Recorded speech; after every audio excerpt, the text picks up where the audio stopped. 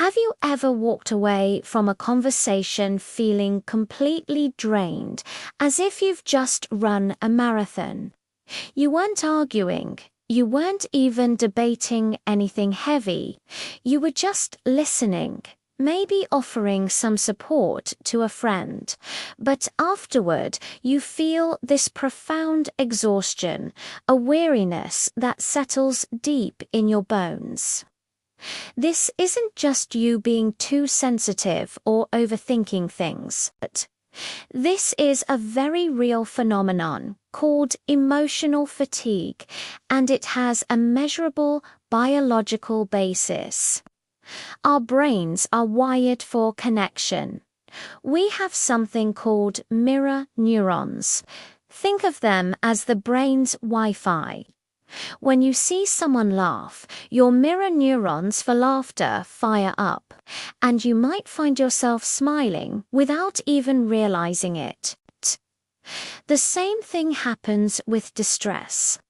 When you witness someone else's sadness, anxiety, or anger, your mirror neurons fire in response. Your brain essentially simulates their emotional state to understand it. But it doesn't stop there. Your body's chemistry gets involved. When you perceive someone else is in a state of high stress, your own adrenal glands can start producing more cortisol, the primary stress hormone. Your body is trying to match the other person's state to better empathize and prepare for potential threats. It's a primal survival mechanism designed for short-term situations. But what happens when this exposure becomes chronic? When you're constantly surrounded by stress, drama, or negativity, whether at work, in your social circle, or even from the news you consume, your empathy system goes into overdrive. Your brain is constantly mirroring, and your body is constantly pumping out cortisol. This isn't a brief sprint anymore. It's a non-stop ultramarathon that you never signed up for. The result? Burnout. Emotional burnout. It feels like a persistent lack of energy, a sense of being emotionally numb, and a decreased ability to feel joy or satisfaction. Your capacity for compassion starts to dwindle simply because your system is overloaded. So, how do we stop being an emotional sponge? How do we protect our own energy while still being caring, compassionate individuals? It's not about building walls or becoming cold and detached. It's about learning to be a clear channel, not a reservoir. It's about understanding that empathy does not equal absorption. You can feel with someone without feeling them, carrying their emotional burden as your own. I'm going to share a 3-step method you can practice to build this emotional resilience. This isn't a quick fix, but a training exercise for your nervous system. Over time, your body will learn to feel and understand emotions without automatically absorbing them. The first step is what I call pre-interaction preparation. Before you enter a conversation or situation you anticipate might be emotionally taxing, take a moment for yourself. Find a quiet space, even if it's just for 30 seconds in a hallway or your car. You're going to use a specific breathing technique, the 4 to 6 breath. Inhale slowly through your nose for a count of 4. Hold that breath gently for a count of 2. And then exhale slowly and completely through your mouth for a count of 6. The longer exhale is key here. as it activates your parasympathetic nervous system, your body's natural rest and digest state. It signals to your brain that you are safe and not in immediate danger. Doing this just 3 or 4 times before a meeting or a tough conversation can shift you from a reactive high cortisol state to a more centered, grounded one. You're entering the situation with your own stable energy field, not an open and vulnerable one. The second step is to create a physical distance cue during the interaction itself. This is a subtle physical action that serves as a reminder to your subconscious mind to maintain your energetic boundary.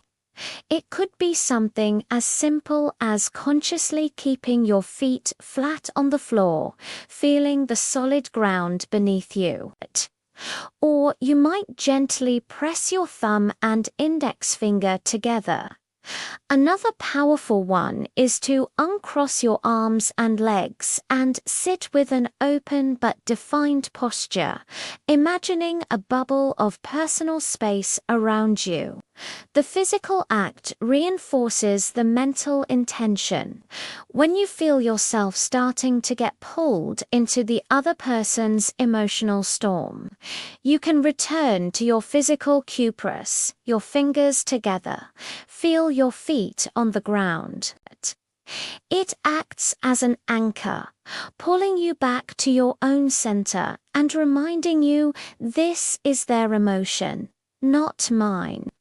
I can witness it without wearing it. The third and final step is a grounding visualization. You can do this during the interaction or more effectively as a regular practice to build your resilience over time. Close your eyes and imagine roots growing from the soles of your feet, digging deep down into the earth. Picture these roots anchoring you firmly to the center of the planet. Now, as you witness or listen to a difficult emotion, visualize that emotional energy flowing down through your body, through your roots, and into the earth. The earth is vast and can easily neutralize and transform this energy.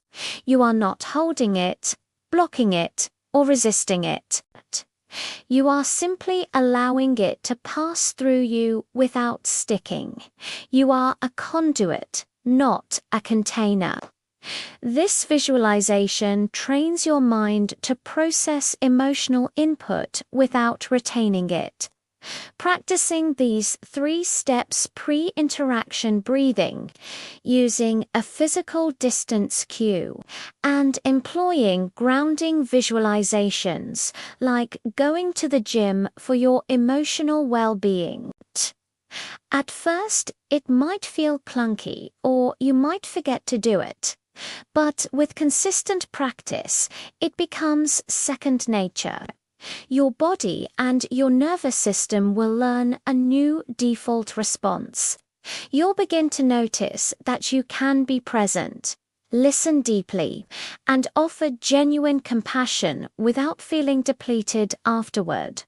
Protecting your energy isn't an act of selfishness or coldness. It's an act of self-preservation and sustainability.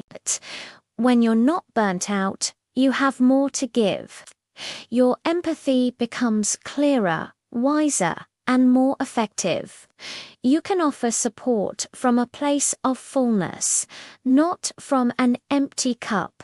You move from a state of chronic empathy fatigue to one of compassionate clarity.